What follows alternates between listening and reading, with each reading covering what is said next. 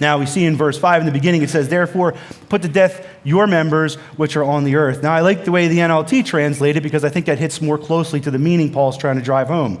In the NLT it says, put to death the sinful earthly things lurking within you.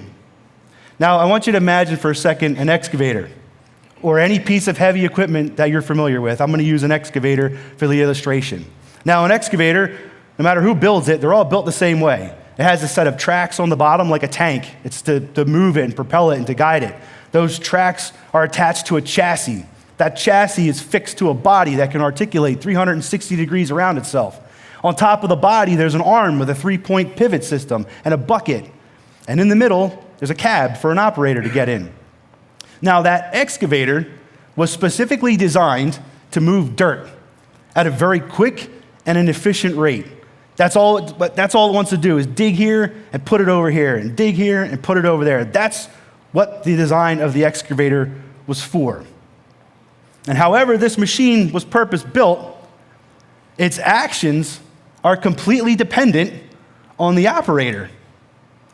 So no matter if it's digging dirt or knocking down a house, its actions are dictated by the operator.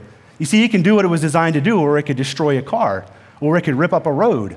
It has a lot of power, but it all depends on the intent of the operator. And in the very same way, we were created with purpose. Our minds, our souls, and thank you. Our minds and our souls and our bodies were built with the specific purpose to glorify God.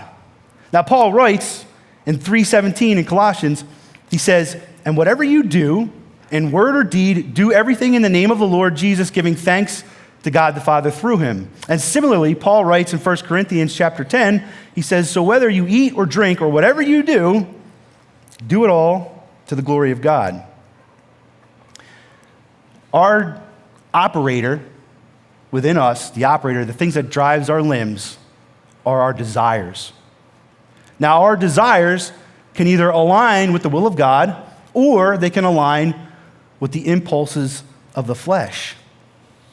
That's something internal. And so our limbs, our physical actions, as they were meant to glorify God, like the excavator, they can be controlled by something else. And so the real focus then here, what Paul's trying to say is that the problem isn't so much on the limbs themselves, but with the heart. It's with the desires that lie within us. And he's calling us to put them to death. Anything that contradicts the will of God, he's calling us to put to death. And so the internal battle begins. The struggle begins. Now, earlier in chapter 3 and verses 1-3, he says, if you have been raised with Christ, seek the things that are above, where Christ is, seated at the right hand of God, and set your minds on things that are above, not on the things that are on the earth. If you believe Christ is who he says he is, and if his ministry is a reality to you, then you will desire the things of heaven. If you desire those things, then you will set your mind on them. And when you set your mind on them, your mind and everything in you begins to orient itself around those things. Wherever your mind is oriented, your actions will naturally reflect that orientation. It's like if you see somebody, or even yourself, imagine planning for a vacation. In your mind, you're going on vacation and you're like, okay, I got to book hotel accommodations. I have to make travel accommodations. I have to plan excursions on the vacation. I might buy clothes fitting for the environment I'm traveling to. I have to figure out who's going to watch my house. I have to figure out who's going to feed my dog. I have to figure out all these things. I have to make arrangements at work. And then I may even become aloof at work, slightly. Where you know how your mind will take the vacation early and then the body catches up and you're just like, hey.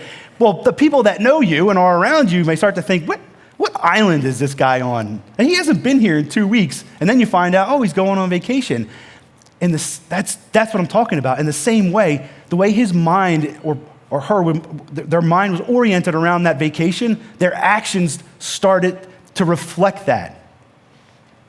And that's how we are. That's how we're supposed to be as Christians, living for heaven, orienting our minds around heaven. with Christ as the center of our desire and focus. Put to death the earthly desires that are causing your limbs to sin.